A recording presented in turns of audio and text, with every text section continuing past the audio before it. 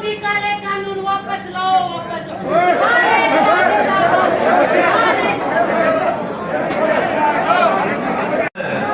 तो सच्ची बिल्डिंग को नजर ना लग जाए तो क्या लगाया करें, लगाया करें।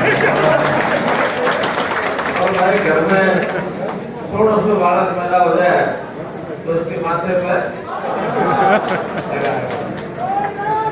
इसलिए ये हमारे कार्यक्रम की पहली सफलता है कि आज एक आध नजर बट्टू देख गया। भारत माता की जय। गुरुदेव खट्टर जिंदाबाद जिंदाबाद जिंदाबाद। गुरुदेव खट्टर जिंदाबाद जिंदाबाद जिंदाबाद। गुरुदेव खट्टर जिंदाबाद जिंदाबाद जिंदाबाद। भाई मोबाइल बैठ जा, मोबाइल बैठ जा। बहुत पुराना हमारा साथी कार्यकर्ता मोहनलाल आज के इस कार्यकर्ता सम्मेलन में मंच पर विराजमान हरियाणा सरकार में मेरे साथी मंत्री श्री ओम प्रकाश जी यादव, हमारे इस प्रदेश के वरिष्ठ नेता, नौजवानों की हृदय की धड़कन, पूर्व शिक्षा मंत्री श्री रामविलास जी शर्मा, नांगल चौधरी के हमारे विधायक डॉक्टर अभय सिंह जी, अटेली से हमारे विधायक सीताराम यादव जी, पार्टी के जिला अध्यक्ष भाई राकेश शर्मा जी, इस जिले के हमारे प्रभारी श्री विजय पाल जी, श्री मनीष मित्तल जी, श्री शिव कुमार मेहता जी, गोविंद भारद्वाज जी, जयराम यादव जी, बड़ी तैयारी के लिए वो घर चले गए होंगे या होंगे नहीं, श्री लक्ष्मणचंद जी, सत्येंद्र शास्त्री जी, जो बोले वो भी जी, नहीं बोले वो सब जी।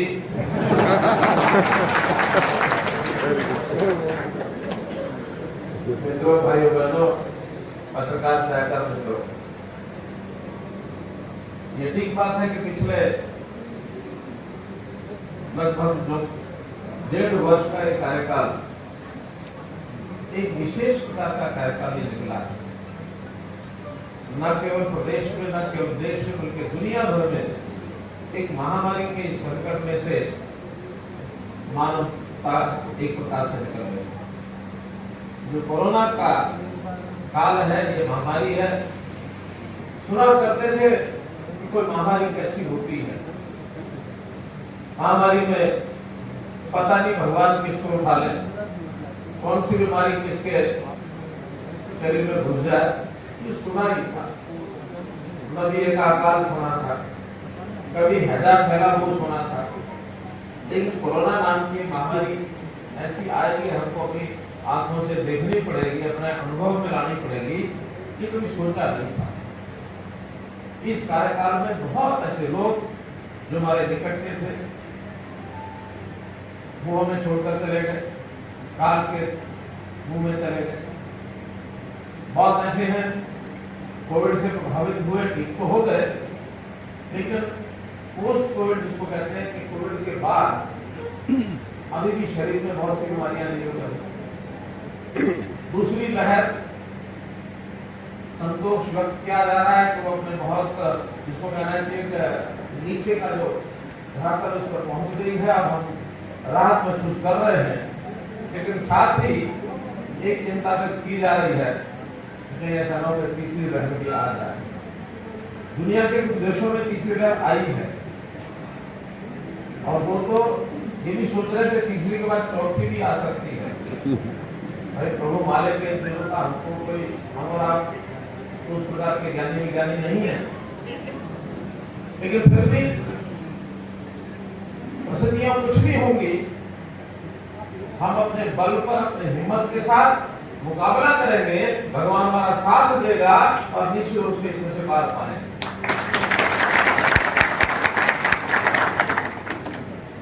बहुत कुछ करना पड़ता है, हमने किया है। चर्चा केवल ऑक्सीजन की हुई है, ऑक्सीजन के लिए रात के 11-11 बजे तक 12-12 बजे तक हर एक जिले में आज कितने मरीज हैं पूरी रिपोर्ट हम लेते हैं। रिपोर्ट भी 2-2, 3-3 तरह से लेते थे। अस्पताल हेल्थ डिपार्टमेंट अलग से लेता था, CID अलग से लेती थी, और हमारे बाकी जो डिपार्टमेंट है चाहे वो अर्बन लोकल बॉडीज है चाहे ग्राम विकास के वो अपने अपने तरीके से को लेके आते थे। हम सबको मिला के कहीं गड़बड़ ना हो जाए, क्योंकि संकट था ऑक्सीजन का और उसमें एक कोटा ऐसा स्ट्राइक सबको मिला मिलता था, कहीं जाना हुआ न चले जाए, कहीं कम भी न रह जाए। तो हर दिन की व्यवस्था देखनी पड़ती थी। आज यहाँ आधा टन बढ़ा दो, आज यहाँ आधा टन कम कर दो। हमने 150 टन से शुरू करके 282 टन तक मैक्सिमम हमारे यहाँ कोटा को मिला, उसने अपने काम चलाया। हमारे बराबर में दिल्ली हमसे छोटी है, उन्होंने सुप्रीम कोर्ट से 700 मीट्रिक टन का ऑर्डर करा लिया, जो कि कुछ प्रांतों के साथ धोखा हुआ। हम बहुत किल्लत में रहे और वहां सरप्लस फालतू ऑक्सीजन पड़ी रही। खैर, ये इस प्रकार की राजनीतिक बातें बोलने का अवसर नहीं। कोरोना में तो सब मिल करके हमको चलना पड़ेगा। ये सीमाओं से हट करके बीमारी थी, हम उसको पार पाए। लेकिन साथ साथ विकास के काम, प्रदेश में व्यवस्था बदलने के काम, ये भी हमने ढीले नहीं पड़े, छोड़े नहीं। बल्कि अगर मैं ये कहूं कि जो अवसर भले ही हमारे इकट्ठे होने के ऊपर प्रतिबंध लग गया, आप लोग इकट्ठे बैठ नहीं सकते, मिल नहीं सकते, आपस में दूरी बना के रखनी है, क्योंकि यही एकमात्र उसका इलाज था कि 2 गज की दूरी बना कर रखो। प्रतिबंध लग गया कि 10 लोग 11 लोग इकट्ठे होंगे, इससे ज्यादा इकट्ठे नहीं हो सकते, दुख हो चाहे सुख हो। आज वो परिस्थितियां थोड़ी खुल गई हैं, आज उनको छूट दे दी है। लेकिन उसका हमने लाभ क्या उठाया था? अपने कार्यालय में बैठ करके सारे अधिकारियों को बुला करके एक एक विषय पर पूरी चर्चा की। क्या मत, कृषि विभाग को कैसे ठीक कर सकते हैं, सिंचाई विभाग को कैसे ठीक कर सकते हैं, हेल्थ डिपार्टमेंट को कैसे ठीक कर सकते हैं, शिक्षा को कैसे ठीक कर सकते हैं, लोगों के झमेले दुनिया भर के उनको निपटाने के लिए व्यवस्थाएं कैसे बदल सकते हैं। एक एक मिनट का उपयोग किया, एक एक मिनट। आपने कई बदलाव देखे होंगे। उस बदलाव के अंदर एक बदलाव जैसे आपको बताता हूं, ग्रामीण क्षेत्र में रहते हैं, जो गांव के अंदर रहते हैं, हमारे यहाँ गांव का एक लाल लोरा होता है। तरह तरह की बातें हैं कि लाल लोरा के अंदर तो लोगों की जमीन की मालिक ही नहीं है, इस जमीन के ऊपर तो बेचना चाहे तो रजिस्ट्री नहीं होती है, इसके ऊपर हम कहीं कर्जा लेना चाहे तो ले नहीं सकते हैं, बंटवारे के कई झगड़े हैं, कई कब्जे एक दूसरे पर कर लेते हैं। सब पंचायत की देखरेख में चलता है, एडमिनिस्ट्रेशन का या रेवेन्यू डिपार्टमेंट का कोई उसके ऊपर नियंत्रण नहीं था। हमने कहा इसको हम पहले करें। हमने लाल लोरा खत्म करके सब घरों की रजिस्ट्री होगी, पहली रजिस्ट्री पंचायत कराएगी, फिर बाद में आकर काफी बड़ी मात्रा में लगभग 70% सर्वे हो चुका है, 20-30%। अभी क्या बात आज तक कभी किसी ने सोची नहीं। देश आजाद हुए भी कितने साल, 75 साल हो गए। 75 साल में भी किसी ने सोचा नहीं, और अपनी योजना बनाई, मैंने प्रधानमंत्री जी के सामने रखी, उनका योजना बढ़िया है और उन्होंने स्वीकार कर लिया उसको, और सारे देश में उसको लागू कर दी स्वामित्व के नाम। शहरों के अंदर म्यूनिसिपैलिटीज की प्रॉपर्टी है, दुकानें हैं, घर है, लीज के ऊपर 20 साल से 30 साल से 50 साल से लिए हुए हैं। कहीं किराया 20 रुपया, कहीं 50 रुपया, कहीं 100 रुपया, कहीं 500 रुपया। अगर उसकी दीवार टूट जाए तो बनवा नहीं सकते, छत गिर जाए तो छत डाल नहीं सकते। झगड़े पड़े हुए हैं, खंडर बन गए हैं। हम कहते हैं हमारी है, म्यूनिसिपल कमेटी कहती हमारी है। हमने कहा इसका डंडा बिठाओ, 20 साल पुराने जिसके कब्जे हैं पैसे दे दो, उसके नाम रजिस्ट्री करा दो, उसकी कर दो। ये शहरों का स्वामित्व हमारे कहा है, ये हमने कर। बहुत लोगों की भीड़ लगती थी हमारे यहाँ शुरू में, सभी एमएलए के यहाँ, सभी मंत्रियों के यहाँ। हमने कहा लोग यही लगे रहते हैं, आधी आबादी इसी में लगी रहती है, मेरा छोटा सा काम है, चलो चंडीगढ़ जाके करा के लाओ। और फिर धौड़ कपड़ियों को हम साथ लेते थे, और गाड़ी भी करके लेते थे, टिकट बनवाते थे, 2-4 रुपया खर्च भी करते थे, कुछ थोड़ा टाका वो भी लगा लेता था। हमने सीएम विंडो बनाई, उसमें से एक कि हर व्यक्ति अपनी दरखास्त वहां लगा दे, उसका काम घर बैठे हो जाएगा। सीएम विंडो में 8.5 लाख लोगों को रास्ते में लगाना। आज लोग सीएम अधिकारी भी जो है ना सीएम विंडो से डरते हैं, काम ना करे ना और उसको जाकर मैं सीएम विंडो में लगाऊंगा तो पता सीएम विंडो में लगते ही ये दर्ज हो जाएगी और कभी भी मेरा नाम लिखा जाएगा इसने काम नहीं किया था इसलिए सीएम विंडो पर इसकी शिकायत है। तो ऐसी कितने ही काम हमने इलेक्ट्रॉनिक के सारे से आईटी के जमाने से ऑनलाइन कर दिए, फॉर्म ऑनलाइन भरने शुरू कर दिए, जितने तरह के लाइसेंस होते हैं, जितने और चीजों की क्लियरेंस चाहिए होती है वो सारे हमने ऑनलाइन कर दिए। चाहे वो इंडस्ट्री का आदमी है, खेती का आदमी है, विद्यार्थी है, दुकानदार है, कोई भी है, भैया अपना छोटा मोटा काम अपने घर बैठे या पास में जो सीएससी सेंटर उसके। ये कोरोना के कारण से इस काम को लाभ हुआ। मैं इसलिए कह रहा हूँ हर एक चुनौती का अवसर लेके आती है और ये चुनौती हमारे लिए अवसर लेके आई, हमने उसमें से काम किया। एक और कठिन दौर जिसमें से निकले, उस कठिन दौर का एक नमूना एक नौजवान ने भी दिखा दिया। वो है जो किसानों ने कुछ इलाके में, हमारा इलाका सुरक्षित है, मैं बधाई देता हूँ यहाँ के किसानों को। ये जो किसान के लिए प्रधानमंत्री नरेंद्र मोदी जी ने इस हमने कार्यकाल में किया है, पिछले कांग्रेस के इतने सालों का दफ्तर भी नहीं हुआ। और एक बात मानी कि किसान की आय मुझे डबल करनी है तो उसको चल पड़े, और चल पड़े तो कठिनाइयां क्या क्या, कठिनाइयों को दूर करने के लिए ये जो 3 कानून की बात हो रही है, 3 कानून लेकर के आए। एक तरफ तो यही नेता जो इस आंदोलन को हवा देते हैं वो कहते हैं किसान मर गया, किसान के पल्ले कुछ नहीं, किसान की गरीबी हमने दूर नहीं की, किसान की आमदन खत्म हो गई। अरे आज खत्म हुई, ये तो जो पिछले कांग्रेस के समय के कानून थे उनके कारण दिक्कत बनी। अब उनको ठीक करने के लिए प्रधानमंत्री जी ने कदम उठाया है, उसका स्वागत तो करो। अगर स्वागत ही नहीं करते, अभी तीसरी लहर भी आ सकती है।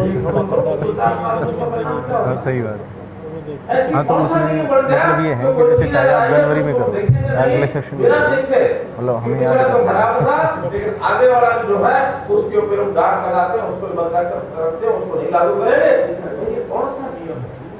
जब हम ये कहते हैं, देश का प्रधानमंत्री कहता है, सरकार ये कहती है कि इसके कारण से किसानों को लाभ होगा, निश्चित होगा। 2-4 साल के बाद ये तो 5 साल के बाद हर 5 साल के बाद ये लोकतंत्र का एक तमाशा होना ही है। आपको नहीं अच्छा लगे फिर उठा के फेंक देना, सरकारें कौन सी बदली रहेगी।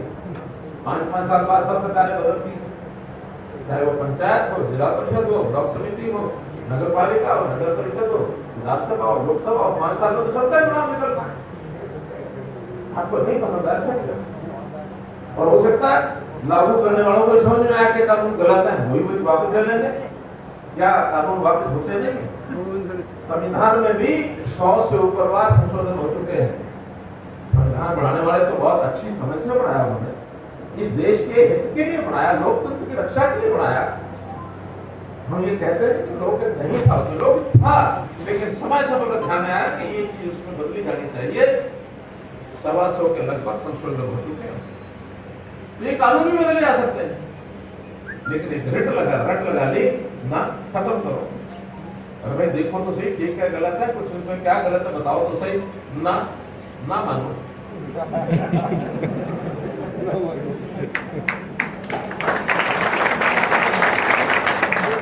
एक छोटे होते थे कहानी सी होती है, छोटे होते हैं और तो क्या होता है, एक पति पत्नी को कहता भगवान आज मैं एक शर्त लगा के आया। क्या शर्त लगा के आया कि मैं ये कह के आऊं 2 तो 5 होते हैं। ये शर्त लगा है, हाँ शर्त तो तू हार गया। कैसे हार गया? 2 तो 4 होते हैं, 5 नहीं होते। कहना ले मैं मानू भी,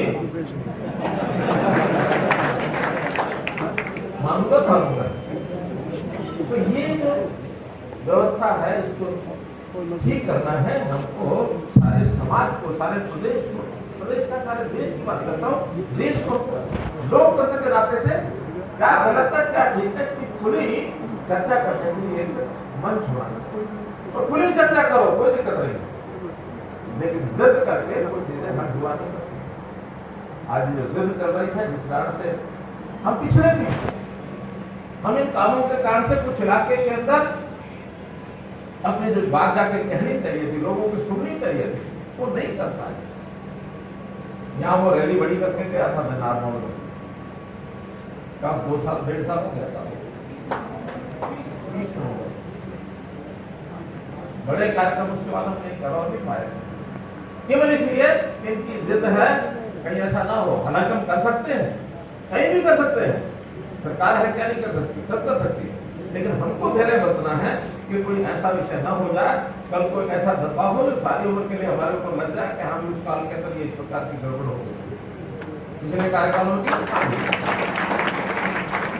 धैर्य है, धैर्य हमारी ताकत है, धैर्य भाई हमारी ताकत है। नहीं, हमको सबको बताना भी होगा, समझाना भी होगा और इन चीजों को आगे बढ़ाना होगा। हमने किसानों के लिए क्या नहीं किया, प्रोक्योरमेंट है, कोई प्रदेश 8 या 9 फसलों के प्रोक्योरमेंट नहीं कर रहा, हम 9 फसलों के प्रोक्योरमेंट कर रहे हैं हरियाणा में। बाजरे की प्रोक्योरमेंट आपका पड़ोस राजस्थान कर रहा है क्या? नहीं कर रहा। और हमने एक दाना खरीदा और एक दाना नहीं खरीदा, बल्कि उस बात का थोड़ा कष्ट भी हो रहा है और आगे क्या रास्ता निकालें इसके लिए सोच भी रहे हैं। 2 लाख मीट्रिक टन तो राजस्थान के लोग आगे बेच गए बाजरे की बात, 2 लाख मीट्रिक टन तो राजस्थान के लोग यहाँ आके बेच गए। अब इसका नुकसान तो हमको हो ही रहा है, क्योंकि बाजरा हमें फिर बाहर बेचना पड़ता है। जो 2100 साढ़े 2100 खरीदा था, 100-200 का खर्चा भी पड़ा, फिर अपने वो 1700 1600 1800 इस रेट में मिलता 500-400 रुपए लगा दिया। अब इस बार सोच रहे हैं क्या करें, अगर यूरोपा ही खरीदा तो फिर 2 लाख का 3 लाख मीट्रिक टन आ जाएगा, हमको नहीं खरीदना। हमको अपने हरियाणा के एक किसान के बाजरे को सुरक्षित पूरे दाम के ऊपर खरीदना है, यानी 250 रुपए उसके घर में जाएगा, वो किस तरीके से जाएगा वो रास्ता हम ढूंढेंगे, लेकिन बाहर के 100 रुपए इस बार बढ़ा दिया प्रधानमंत्री। अब वो खुले बाजार में बेचने के बाद में जो कमी पड़ेगी वो हम दे देंगे, या हम खरीदेंगे तो उसका सुनिश्चित करेंगे कि इसका इतना बाजरा है, उसको पर्ची दे देंगे, उसको बॉन्ड भर देंगे कि भाई मेरा बाजरा है तो इतना ही बेचेगा, दूसरा नहीं लाएगा। वरना तो ये जो घालमेल करने वाले लोग हमारे बीच में भी होते हैं, कई उठा के ले आएंगे सस्ता, क्या महंगा करके बेच देंगे और पूरी आवाज की जमीन तो मेडिकल कॉलेज क्यों दिखा देंगे यहाँ भी बाजरा गया था। लेकिन इस बार नहीं चलने देगा, पक्का जाब्ता कर लिया कि अगर किसी के 4 एकड़ है तो 4 एकड़ में खरीदा जाएगा, 6 है तो 6 का खरीदा जाएगा, 20 है तो 20 का खरीदा जाएगा, 1 है तो 1 का खरीदा जाएगा। हाँ, ये जरूर पूछ लेंगे भाई घर में जितना खाना हो उतना जरूरत लो, ये न करिए उसने भी बेचा हो और फिर जाके सस्ता खरीद लिया हो। घर के खाने का तो रखोगे ना, उतनी बेचोगे। हाँ, पक्का जो खाने वाला है 2-4-5 क्विंटल वो जरूर उसमें से रखना, बाकी बेचना, बाकी आपको पूरा पैसा मिलेगा। कैसा मिलेगा ये बात है।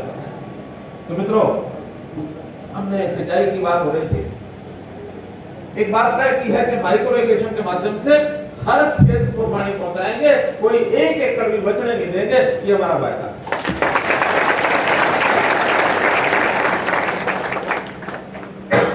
अभी भी हरियाणा में 81 लाख एकड़ जमीन जो बोई जाती है उसमें 73 लाख एकड़ पर सिंचाई होती है, चाहे ट्यूबवेल से हो चाहे नहर से हो। 8 लाख एकड़ जमीन अभी भी ऐसी है जो बरानी है, जहाँ कोई पानी नहीं पहुंचता। हमने डिपार्टमेंट को कह दिया कि इस जगह पर 25-25 एकड़ जहाँ इकट्ठे हैं उनसे फार्म भरवा लो, माइक्रो इरिगेशन के सिर्फ 15% पैसे उनसे लो, 85% हम दे देंगे और नहर का पानी वहां पहुंचाएंगे। इससे बढ़िया सुविधा तो नहीं हो सकती। तो मेरा आप लोगों से महेंद्रगढ़ जिले से निवेदन है कि कोई खेत ऐसा ना बचे जहां माइक्रो इरिगेशन के लिए फार्म नहीं हुआ। सब फार्म भरतों में 8 जिले से तय किए जो राजस्थान बॉर्डर के, पलवल है, नूह है, रेवाड़ी है, महेंद्रगढ़ है, दादरी है, हिसार है, फतेहाबाद है, सिरसा। ये 8 जिले माइक्रो इरिगेशन में 1 एकड़ भी इसका बचना नहीं चाहिए। और इसी में है जो 8 लाख बता रहा हूं एकड़, इसी में आप भी अपने हर एक खेत में पानी पहुंचाने के लिए संकल्प ले लो। और फिर जरूरी बाजरा ही बोना है, बाजरा वहां होते हैं जहां यानी पानी का बूंदा पहुंचा सके, केवल बरसात के ऊपर निर्भर हो। जहाँ पानी पहुंचा दिया, हम सब्जी भी बो सकते हैं, बगीचा भी लगा सकते हैं, दालें भी बो सकते हैं, और भी चीजें बो सकते हैं। इस जमीन को जिस फसल के लिए अच्छी हो चीजें बोनी चाहिए। तो इसलिए माइक्रोइरिगेशन का लाभ पहुंचाएंगे। हमने जो धान का इलाका है वहां पानी बचाने के लिए योजना बनाई है, मेरा पानी मेरी विरासत, कि 1 एकड़ धान का कम होगो। रामविलास जी ने कहा कि बारिश कब आएगी, जब हमारे सीएम बरसेंगे। कोरोना के टाइम पर कहनी तो नहीं चाहिए थी, क्योंकि थोड़ा संकट हमारी आर्थिक स्थिति पर भी कोरोना में आया। पिछले साल में 4-5 हजार करोड़ रुपया हमारा कम हो गया। पैसा टैक्स के रूप में कमाया तो जाएगा भी कम, हो सकता है इस बार भी थोड़ी बहुत कमी रह जाए। फिर भी एक जानकारी आपको दे रहा हूँ, जो विकास के जितने काम चल रहे हैं, खास करके सड़कों जिनके जो चल रहे हैं, नेशनल हाईवे हो, स्टेट हाईवे हो, गांव की सड़कें हो, 367 करोड़ रुपए के काम अभी भी चल रहे हैं, चाहे विधानसभा 367। और इस साल के लिए हमने इस बार शुरू में ही तय कर दिया कि हम कहीं से लाएंगे, कुछ भी करेंगे, लेकिन हर एक विधानसभा का निश्चित उसकी आबादी के हिसाब से हम बजट तय कर देंगे। उस बजट में जितना काम का उतना सारा करा हो इस साल। और इस बार पिछले साल को 320 करोड़ था चारों विधानसभाओं का, इस बार थोड़ा सा कम करके, आज जो सकता उसको पूरा करके उससे ज्यादा भी बढ़ जाए, लेकिन शुरू में प्रारंभिक चरण में इन चारों विधानसभाओं का 300 करोड़ रुपए का बजट तय कर दिया है। जैसा जो काम आप लोग देंगे, और इस बार देने की जरूरत नहीं है, हमने एक पोर्टल बना दिया और उस पोर्टल का नाम है गांव के लिए ग्राम दर्शन। शहरों का भी बनेगा, उसका नाम होगा नगर दर्शन। तो ग्राम दर्शन में अपने गांव की, सिर्फ अपने गांव की डिमांड उसमें डाल सकते हैं। आप अपने गांव की जो डिमांड आपके ध्यान में आए, गली बनवानी है, नाली बनवानी है, पानी की बात है, शिक्षा की बात है, अस्पताल की बात है, पशुओं के अस्पताल की है, कोई और चीज है, कोई भी डिमांड उस ग्राम दर्शन में आप डाल दो। अब आपको एमएलए के पास भी जाने की जरूरत नहीं रहेगी। एमएलए तकलीफ ना मान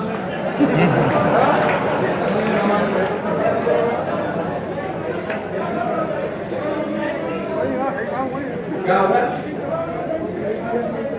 नहीं, फिर भी ठीक ठाक रखेंगे, जितना मतलब आगे ताकत कम नहीं करेंगे, बहुत दर्द है। लेकिन उसमें आप जो डालना चाहे, किसी को लगता है मेरा तो मेरे के बात माने ना माने, वो भी उसमें डालता। उसके बाद वो सारी डिमांड गांव के सरपंच को भी दिखाएंगे, पंचायत समिति के मेंबर को भी दिखाएंगे, जिला परिषद के मेंबर को भी दिखाएंगी, एमएलए को भी दिखाएंगी, एमपी को भी दिखाएंगी। सब पांचों को दिखाई देगी, और पांचों में से जो चाहे उसको रिकमेंड कर दे, रिकमेंड होते ही काम हो जाएगा। तो बिल्कुल बात नहीं क्या, तो बिल्कुल बात नहीं क्या, इनके हाथ में फंड दे दिया। आने जाने का चक्कर छूट जाएगा आपका। जाओ बैठो, चाय पियो, चाय पिलाओ, कुछ भी करो, लेकिन एक छोटी छोटी पर्ची लेके घूमो। ये सिस्टम तो घर में राज से पहुंचाना, आपने हर एक के घर में शासन पहुंचाना। हमने ट्रांसफर ऑनलाइन ट्रांसफर कर दिए, पर्चियां लेके मत घूमो। जो ट्रांसफर आपको चाहिए हम ऑनलाइन ट्रांसफर बताएंगे, आपने जहां जाना लिख के दे दो। आप अगर सीनियर तो आपका नंबर आएगा, आपसे सीनियर दूसरा होगा उसके आएगा। अब कोई भेदभाव नहीं, इसके ऊपर रामायण हो सकता है,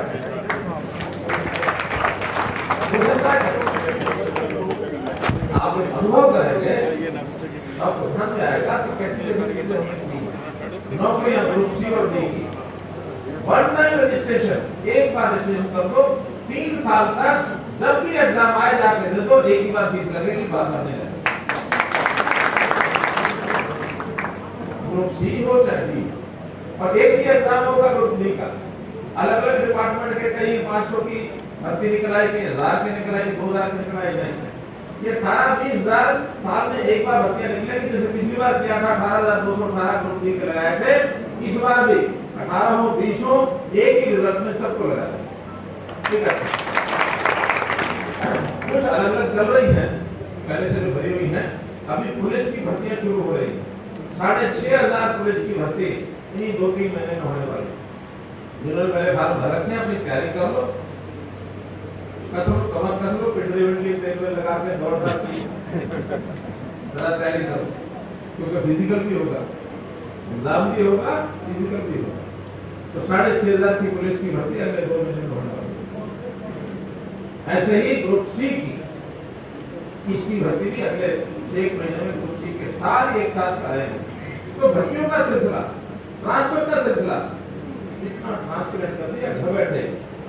बल्कि बधाई देता हूं मैं कि आपका जिला, रेवाड़ी जिला, ठाणे जिला, इन जिलों में सबसे ज्यादा भर्ती होगी, सबसे ज्यादा।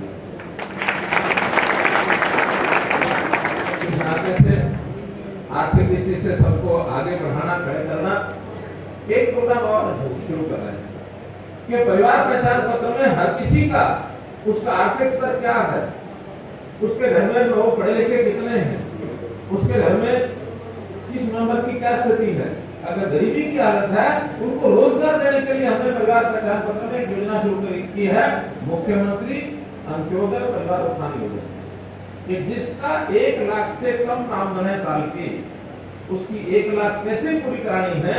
एक एक घर में जाकर के उसमें जो काम करने वाला आदमी उसको बुला करके उसको कोई काम कराएंगे, चाहे उसके घर में भैंस बनवानी हो, गाय बनवानी हो, दूध में तुम्हारा बेच, और कुछ नहीं, छोटा मोटा कोई सेल्फ हेल्प ग्रुप बहनें हमारी बहुत काम करती हैं, उसके अंदर उनको जोड़ेंगे बहनों को कि इसके अंदर काम करो, अपना कमाओ, 8-10 हजार का महीना घर की आमदनी होनी ही चाहिए। आज के युग में 10 हजार का महीना तो कोई बड़ी बात नहीं। हर किसी घर की सुनिश्चित करेंगे, गारंटी करेंगे, इससे नीचे की आमदनी का कोई बात नहीं। ये सब जब हो जाएंगे अंतिम उदय का विकास, अंतिम व्यक्ति का विकास, उसका उदय, ये हमारी भावना है, इसके लिए हम काम कर रहे हैं। तो मित्रों, विकास के नाते से हमने कोई चीज पीछे छोड़ी नहीं है, रोजगार के लिए हम सब काम कर रहे हैं। कुछ प्रदेश के हित के ऐसे काम जो हर व्यक्ति के काम के तो नहीं होंगे, लेकिन पैसे वालों के लिए उनका बड़ा उपयोग होता है। उसमें एक विभाग है टूरिज्म, पर्यटन, क्योंकि देश भर के या दुनिया से बाहर के देशों के लोग भी जो 2 पैसे खर्च कर सकते हैं, वो जगह जगह पर्यटन के स्थानों पर जाते हैं, घूमते हैं।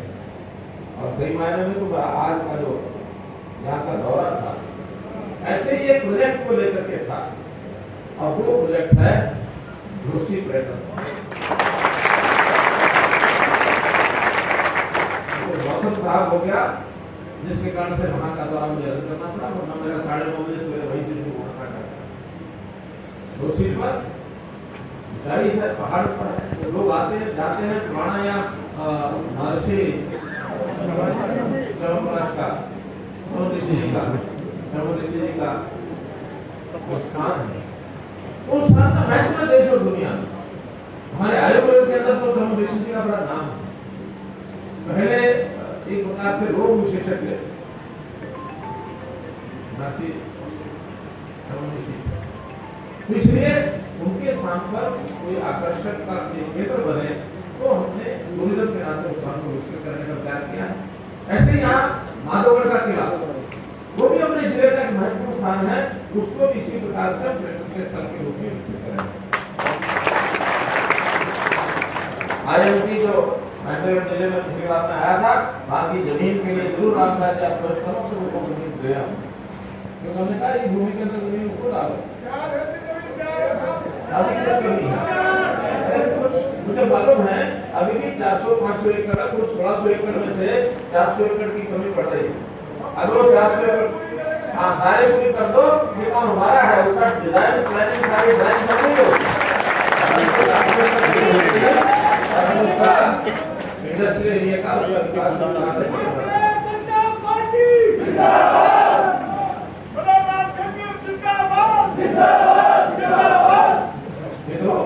विकास के कामों की बात कर सकता है।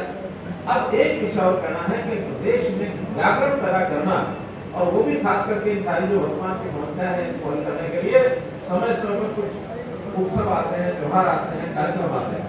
तो एक बड़ा कार्यक्रम अगले महीने में आ रहा है, और वो देश का हमारा बहुत बड़ा, बड़े से बड़ा एक उत्सव होता है। कौन सा होता है? 15 अगस्त। 15 अगस्त के दिन तो सरकारी कार्यक्रम होंगे, संस्थाएं अपने जगह अपना कार्यक्रम करेंगी, लेकिन उसके पूर्व 15 दिन यानी 1 अगस्त से लेकर 15 अगस्त तक हम चाहते हैं कि प्रदेश में एक ऐसा वातावरण बने कि हम सब देशभक्त हैं, राष्ट्रभक्त हैं, और राष्ट्रभक्ति का जो प्रतीक है हमारा ध्वज, कौन सा? इस तिरंगे ध्वज को लेकर के हम चाहते हैं पूरे हरियाणा बड़े बड़े कार्यक्रम हो, और बड़े कार्यक्रम के माध्यम से हम लोग एक वातावरण को बदले, तिरंगा यात्राएं ये निकालने का कार्यक्रम बनाया। युवाओं ने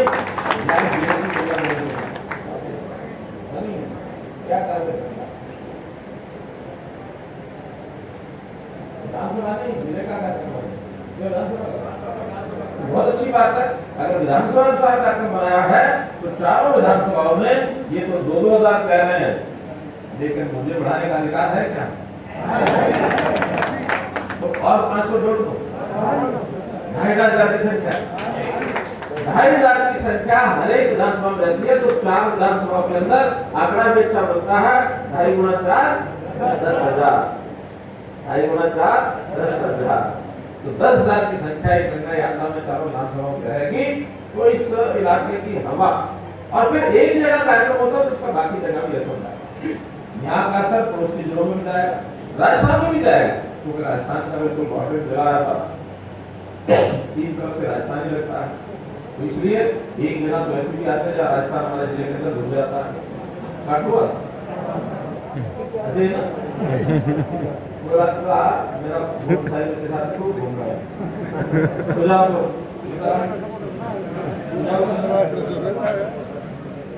इसलिए मित्रों, मुझे जो आज आप सब लोगों से मिलकर के जितनी बात रखनी होगी, इस प्रदेश में हम देश के सभी प्रदेशों से कई विषयों में बहुत आगे हैं, लेकिन जो विषय छूटे हैं उनमें भी आगे बढ़े।